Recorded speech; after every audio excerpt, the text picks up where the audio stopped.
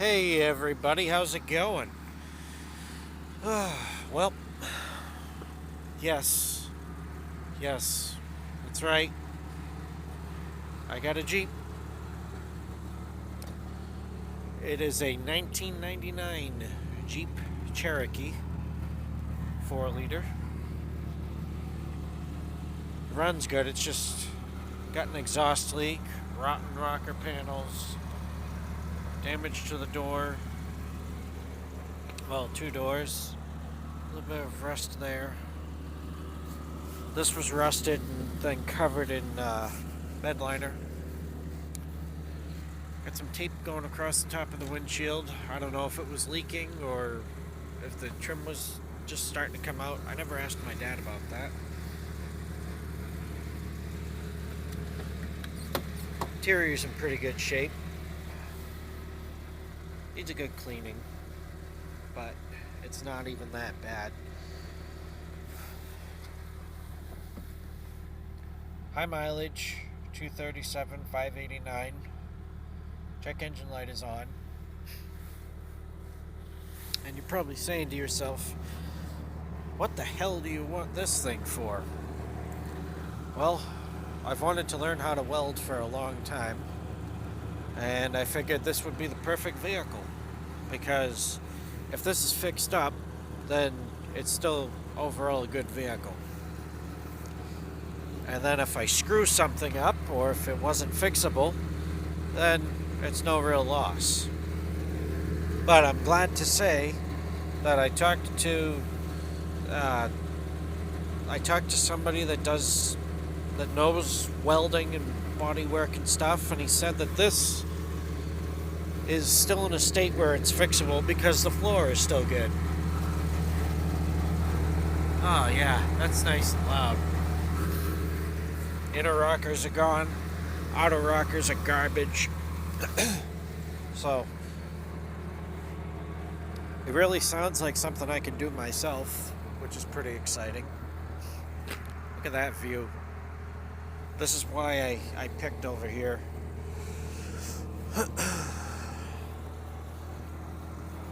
I've been told that this particular setup for a Cherokee is one of the more uncommon ones with these wheels, which you see on plenty of them, but not with this color and the tinted windows in the rear.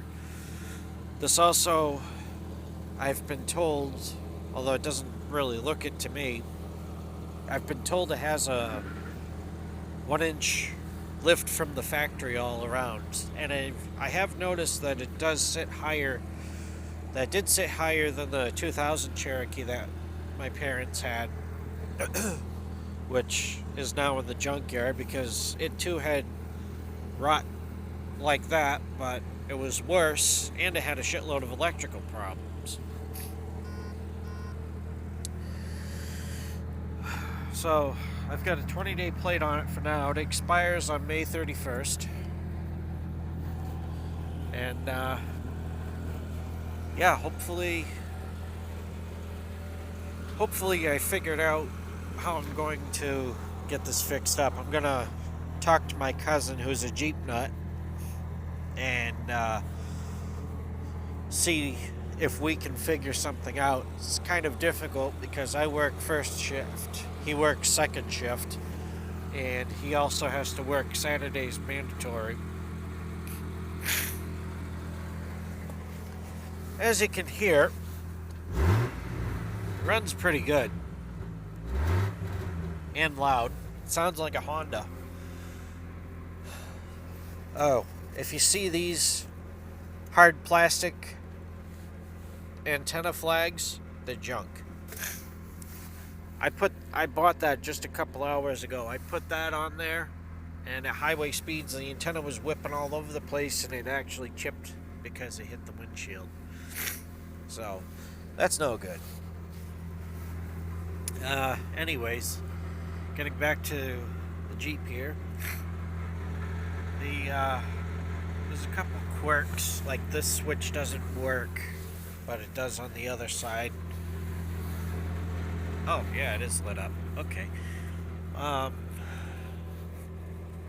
sometimes, and it's done this for years, sometimes when it's been running and you shut it off, so, the engine's warm, you go to start it up a little while later and it stumbles, it dies. My solution has always been to kick the shit out of the gas pedal and then turn the key, and then it'll start. The Cherokees from this generation generally have a key that looks like this with the Pentastar on it. And that's good for your ignition and your doors. But a few years ago, the tumblers in the ignition switch collapsed and they were just no good. And I think that was after it had 200,000 miles on it. And had to have a new switch put in, so with that, of course, came the new key. Something that this one is a victim of, and the 2000 that my parents had was a victim of, and I learned just recently is very common on these, is the windshield washer fluid pump dies. And this one is certainly victim of that. Oh, I think this is an unusual option too, where it's got the compass and the thermometer, that trip odometer, your miles per gallon, distance to empty, drive time, stuff like that. That's a pretty nice thing to have. Garage door opener, sunglasses holder, mirror airbags, AM, FM, CD, which will be nice. This one has fog lights. I don't think the rear window wiper does work. Sweet. Does the pump work? I don't hear it. Then again, this exhaust is really loud. Four-wheel drive worked, last I knew. I'm not gonna mess around with it now because I'm kind of far from home. Or where I've been staying, rather.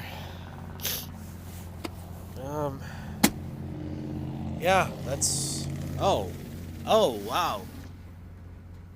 I knew there was mice living in here, but I didn't think there would be that much poop. AC seems to work. I was playing with it earlier, and when I turned it on, well, that doesn't sound right to me. I don't think it normally sounds like that, but I bet you there's a mouse nest in the, or somewhere around the fan. Because this thing, the inspection on it expired, well, registration expired on it at the end of January, so this has been sitting from January 31st to yesterday, which was May, what the heck's today's date? I want to say, yeah, May 11th.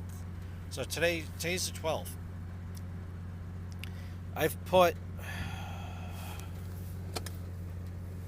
I don't have the bill of sale. I had the mileage written on the bill of sale. But I've put almost 200 miles on this, I think. After it's been sitting, I haven't checked any fluids, nothing. I've just been driving it. The brakes on it suck, but it does stop, clearly.